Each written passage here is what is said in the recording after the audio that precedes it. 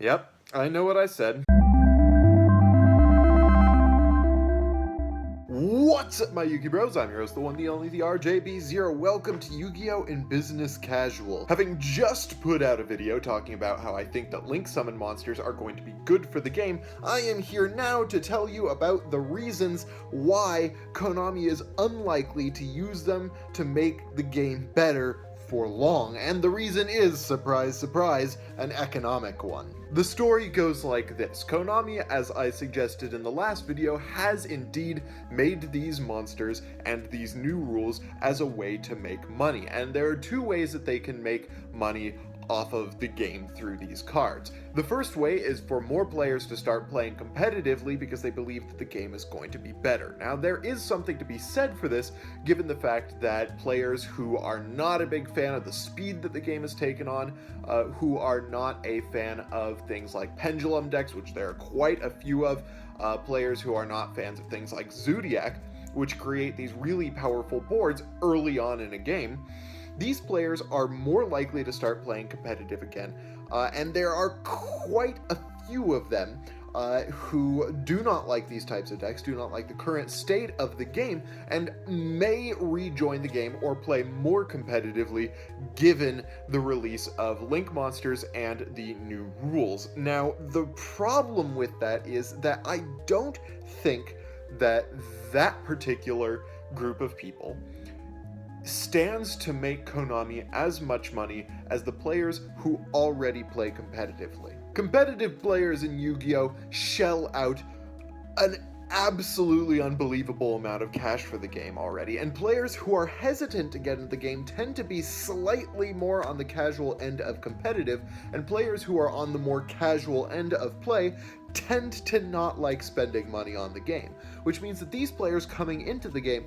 are going to be more hesitant to play more expensive and especially newer decks than players who were already competitive. That means that we're going to have a very, very small marginal turnover rate from changing the rules of the game in terms of the amount of money that Konami can gain from the game being slower, the game being more of an interaction type game, and things like that.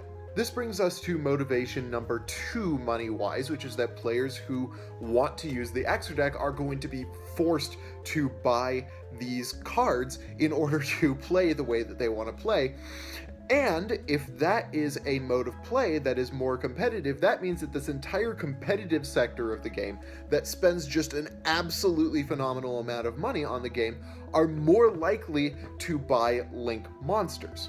Now, Konami is going to have to make a few major modifications to the card pool before this second motivation is going to pay off for them. First of all, they're going to have to come out with Link monsters that are actually worth their while. If you have a bunch of Link monsters that are going to be just like -3s to summon and then just don't do anything for themselves, that's not going to help them out much because you're actually going to have to use a lot of resources in order to go into those cards in order to go into the extra deck. So players who don't have a particular motivation to get particular Link monsters out are not going to be willing to go into the extra deck via that method, so they're probably going to be playing less extra deck heavy decks, or are going to be playing in a slower manner in order to slow roll the game. This is the thing that I was talking about on Tuesday when I made the first video, which is that I believe that for at least a time, this mechanic is going to slow down the game because it's going to make players choose between resources and speed. Now, that's the first modification that they're going to have to make to the card pool. The second modification that they're going to make is they're going to have extra monsters in the game, or extra deck monsters in the game, that are worth going for Link monsters. Now, the thing about the current extra deck pool is it's phenomenal. Our current extra deck pool is great, but I would not say personally that the extra deck that we have available right now is worth losing out on monsters in order to go into a Link monster, in order to be able to use materials, to lose those materials in order to get the extra deck monsters that we have available. The possible exception being pendulums, except Konami has already precluded that possibility. The new rule changes really suck for pendulum players. So if the current extra deck pool is not enough for a lot of players to be motivated to bother going into Link Monsters in order to go to the extra deck, Konami is going to have to introduce cards into the game that are much more worth it. I'm thinking cards on the level of Exciton Knight and Shockmaster, more Trishulas, things like that. Cards that are extra deck monsters which are so broken that it is worth losing the materials to go into both a Link monster and that extra deck monster just to make it. So one possibility for how they could do that is they could, like I was just demonstrating, bring cards off the ban list or take limited cards and make them less limited. The second, and I think much more likely way that Konami can make going into the extra deck more worth it is to make cards and engines which work better with Link summoning, cards that don't require you to give up maybe a normal summon or even like resources, cards that float when you use them for Link summoning or when you are using them for the extra deck, and better extra deck cards, better extra deck engines, which make it worth going into Link monsters without having to bring back broken banned cards in order to do it. I think that this is more likely because this also includes the possibility that Konami can make a lot of money off of those new extra deck mechanics. Now I think this is going to take a while. If you remember back in like the Teledad format and the very, very early Duelist Genesis, Duelist whatever, the very early 5Ds era, and the very early Xyz monsters, they weren't especially phenomenal, and the mechanics that came before them continued to dominate the game for a while.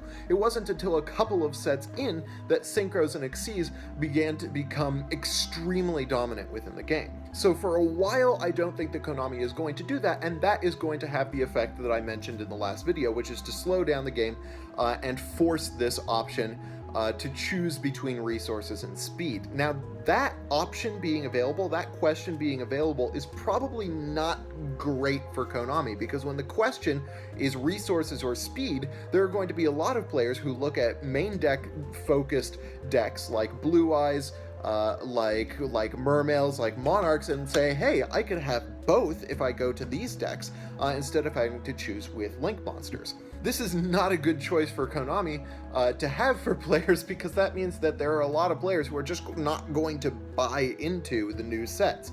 And no matter what the format is, it seems most of the dominant decks require at least some cards from the newer sets. And if the newer cards from the newer sets are entirely Link monster based and aren't generic, we don't have cards like Pot of Desires and Dimensional Barrier and things like that that are useful for all decks in the game, then Konami is going to have to force those players to go into their extra deck to purchase new cards in some way, which is to limit the comparative power between main deck focused decks and extra deck focused decks, which means that Konami is going to have a lot of incentive to break the game on the Link summon side, which means increasing the speed of Link summoning and removing that balance between resources and speed. And so even though I think that Link summoning is going to be good for the game, at least for a little while, I do think that Konami does have a lot of incentive to break them